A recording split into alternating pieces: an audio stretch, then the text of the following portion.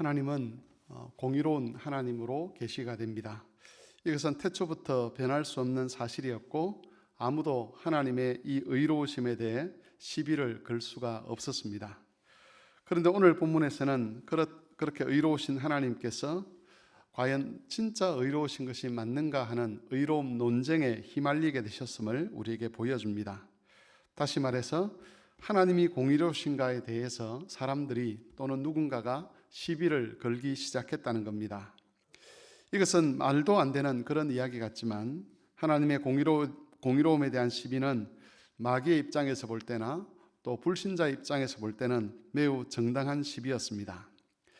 하나님께서 이런 시비에 휘말리게 된 것은 죄인을 향해서 의롭다라고 판단을 하셨기 때문입니다. 믿음을 가졌다고 하는 사람들의 죄가 율법에 의해서 분명히 고발되었음에도 불구하고 하나님께서는 그 죄인들에게 심판을 베풀지 아니하시고 오히려 그들을 의롭다고 인정을 해주시고 또 그들을 하나님의 자녀로 입양해 주심으로써 하나님의 의로움에 대한 시비를 하나님 스스로 불러일으킨 것이라고 볼 수가 있는 것입니다. 오늘은 율법이 요구하는 두 가지 내용을 살펴보는 것을 통해서 하나님께서 어떻게 자신의 의로우심을 주장하는가를 살펴보고자 합니다. 먼저 율법이 요구하는 첫 번째 것은 우리가 하나님께 받아들여져서는 안 된다는 겁니다. 율법의 기능 중에 하나는 죄를 찾아내어서 고발하는 것인데 우리 죄를 다 찾아낸 율법이 하나님을 향하여 외치는 소리는 절대로 저 사람들을 하나님의 자녀로 받아들여서는 안 되고 의롭다고 인정해서도 안 된다라고 하는 그런 목소리입니다. 율법이 죄를 얼마나 치밀하게 찾아내는가 하는 것은 히브리서 4장 11절 12절 말씀에 잘 나타나 있습니다. 우리가 잘 아는 말씀인데 하나님 말씀은 살아있고 활력이 있어 좌우의 나리선 어떤 검보다 예리하여 혼과 영과 및 관절과 골수를 찔러 쪼개기까지 하며 또 마음의 생각과 뜻을 판단하나니 지으신 것이 하나도 그 앞에 나타나지 않음이 없고 우리의 결산을 받으실 이의 눈앞에 만물이 벌거벗은 것 같이 드러나느니라 라고 말씀합니다. 여기서 말하는 하나님 말씀은 1차적으로 율법을 가리킵니다. 이 말씀에 따르면 율법은 양날을 가진 금과 같습니다. 양날을 가진 금이 사람의 혼과 영과 관절과 골수를 찔러 쪼개어내서 마치 슬라이스처럼 그렇게 만들어내고 그 속에 숨어있는 죄를 찾아낸다고 그렇게 말씀하고 있습니다. 혼과 영과 관절과 골수라는 것은 사람이 임의로 손을 댈 수 없는 그런 영역입니다. 심지어 자기 자신도 어찌할 수 없는 그런 영역을 가리키는 표현입니다. 율법은 거기 숨어있는 죄까지 다 찾아내어서 폭로를 합니다.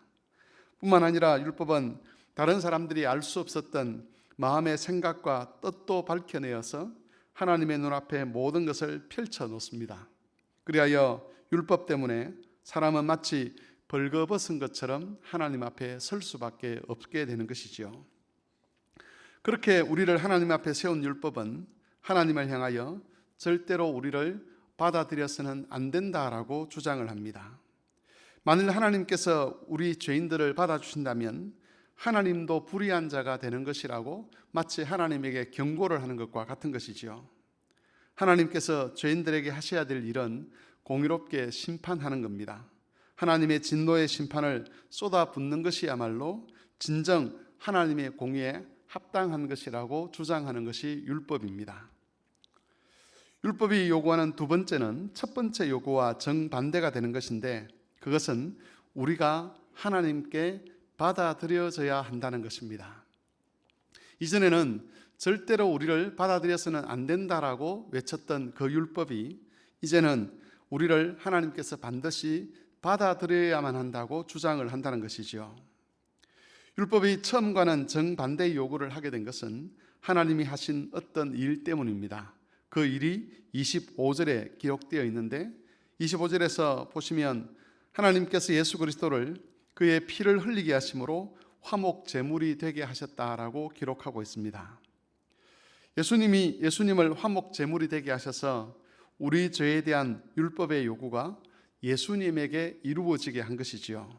다시 말해서 우리 죄에 대해서 나타나야 될 하나님의 공의로운 심판을 성부 하나님의 유일한 아들이신 독생자이신 예수 그리스도에게 그 심판을 행하신 것입니다.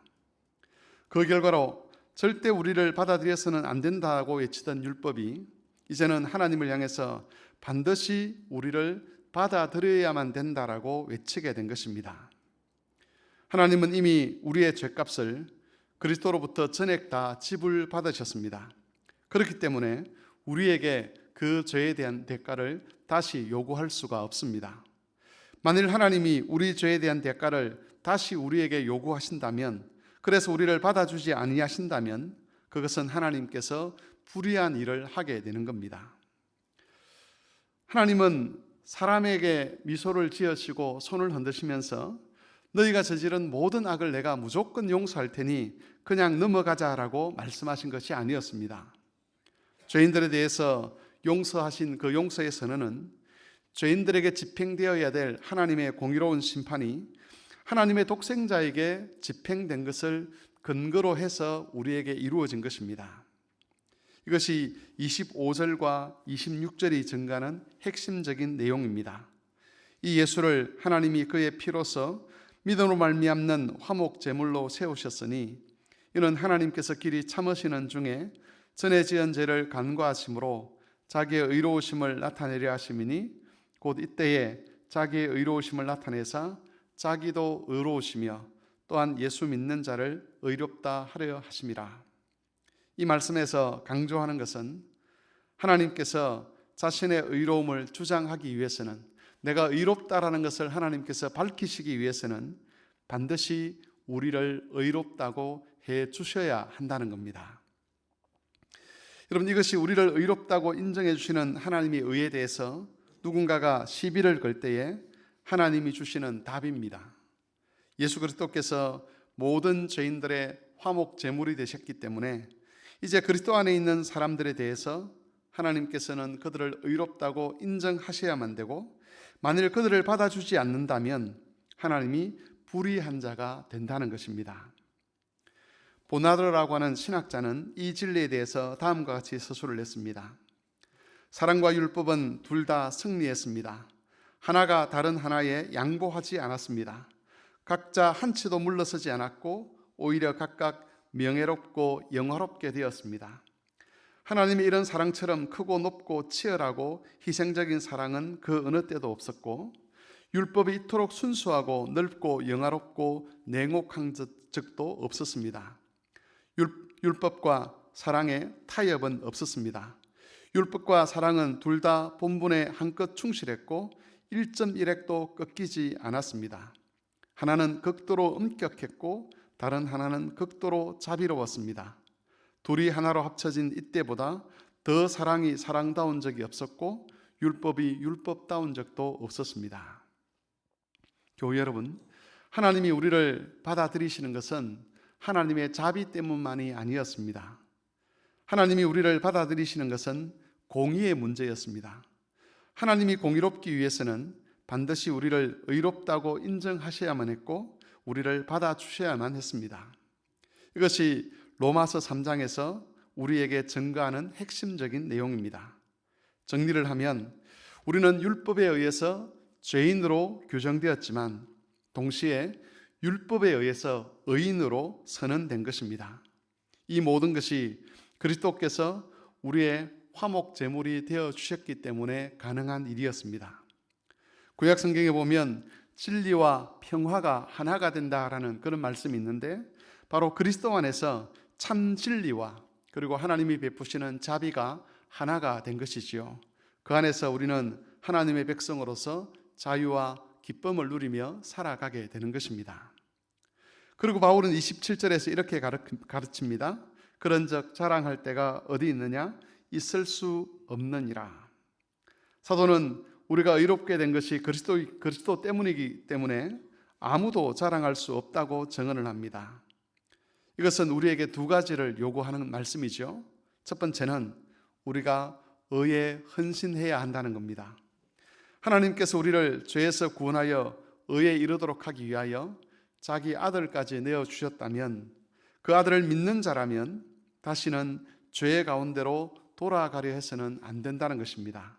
우리는 죄를 이기고 의의 열매를 맺는 데 힘써야만 합니다. 감사의 제물을 하나님께 쌓아가야 한다는 겁니다. 두 번째는 이 세상에서 불의한 자들을 상대할 때에 우리가 그들 앞에서 교만하지 않아야 한다는 겁니다. 이 세상의 불의한 자들과 우리의 신분이 달라진 이유는 우리 자신 때문이 아니었습니다. 그리스도가 아니라면 우리가 그들과 같은 처지에 있었을 겁니다. 그러므로 우리는 의로운 일을 위해서 헌신을 하되 불의한 자들에게 교만하거나 정죄하는 자세를 취하지 않도록 항상 조심해야만 합니다. 우리가 어떤 사람을 만나든 그 대상을 악마화하지 않아야 한다는 겁니다. 가혹하거나 고압적인 자세로 대하지 않도록 조심해야만 합니다. 정의를 추구하되 항상 겸손하게 정의를 추구하고 하나님께서 우리에게 사랑과 자비를 나타내셨듯이 우리 역시 불의한 자들에게, 이 세상에 믿지 않는 자들에게, 우리가 말하는 악한 자들에게 바로 그런 자비와 사랑을 나타낼 수 있어야 하는 것이죠. 그게 기독교의 사랑입니다. 말씀을 정리하겠습니다. 율법은 줄곧 우리를 향한 하나님의 진노와 심판이 임해야 된다라고 주장을 해왔습니다. 하지만 그리스도로 말미암아 이제는 하나님을 향해서 하나님께서 우리 죄인들을 용서하시고 받아주셔야 한다라고 주장을 합니다. 하나님은 이 율법의 요구를 따라 우리의 죄를 간과하시고 우리를 의롭다고 하시고, 그렇게 우리를 의롭다라고 하시는 자신도 의로우시다라고 그렇게 주장을 하고 있습니다. 우리가 받은 이 영광스러운 은혜를 기억하시기를 바랍니다. 그리고 이 은혜에 근거해서 이 세상 불의한 자들에게 긍휼과 자비를 베풀고 의의 열매를 맺어 하나님을 영화롭게 하는 모든 교우들이 되시기를 바랍니다.